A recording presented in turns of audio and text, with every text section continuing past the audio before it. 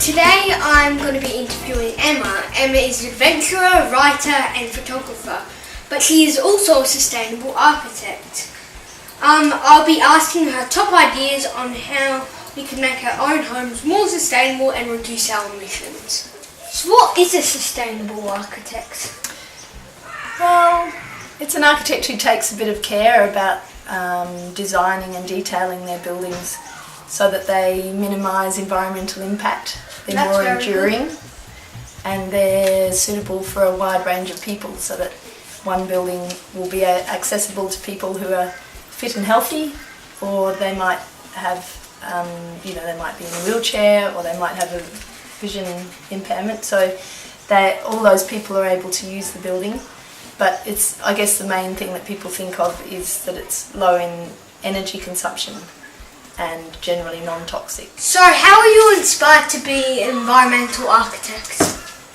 Well, I think my upbringing was part of it.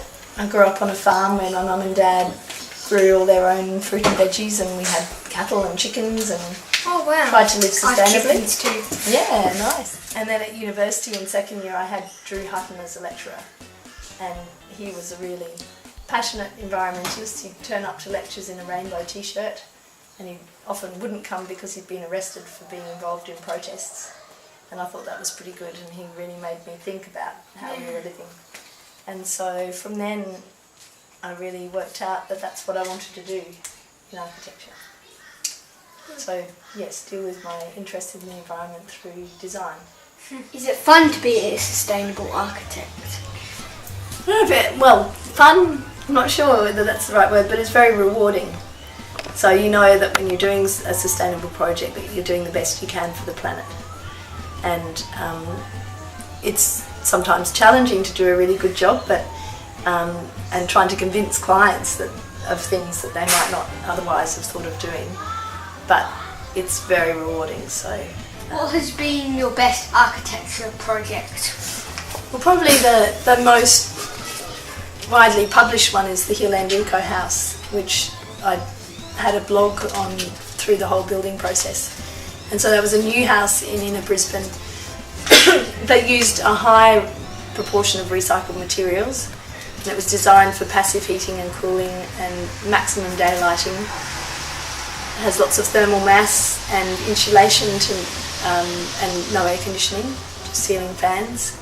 And then the landscape around the building was also designed carefully to help enhance the climate and comfort and privacy of the building. So, but that was a big budget project. So there are other smaller projects that I've enjoyed working on, and even our own house here is an example of little bits and pieces of things that I like to do in my projects, but on a very small scale. So yeah. So I've talked about reducing emissions in my last episode. Mm-hmm. Now, can sustainable architecture affect reducing emissions? It can, yes. So through good design, lots of natural daylight will reduce the amount of electricity consumed for lighting. Yeah. If you can have big windows and good natural light, light-coloured walls. Like over there. Like over there. Yeah. Then you don't need the lights on. If you use insulation and sun shading, and also using your garden, planting trees and things to make the house cooler in summer, and the insulation also helps in winter with keeping it warmer, then you need less energy with ceiling fans or heating or for some air conditioning. Yeah, so that's lighting, heating and cooling, and then just designing. Like if a kitchen is well ventilated, then things like the fridge will run more efficiently, and choosing tapware in the bathroom and kitchen will also reduce the use of hot water, or waste of hot water, which is also more energy potentially wasted. What sustainable feature can anyone do without an architect? Well, I suppose, without changing the building shape or design, simple things that people could do is change their light fittings, add insulation, change bathroom fittings,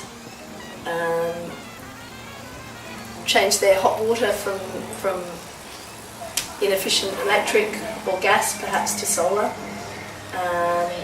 and in any new work, choosing to use non-toxic finishes with refurbishing and repainting. But the other thing we can do without any building work is working on your garden. So planting trees for shade and for habitat for wildlife and food. And it also yourself. reduces your emissions too. It does. Yeah.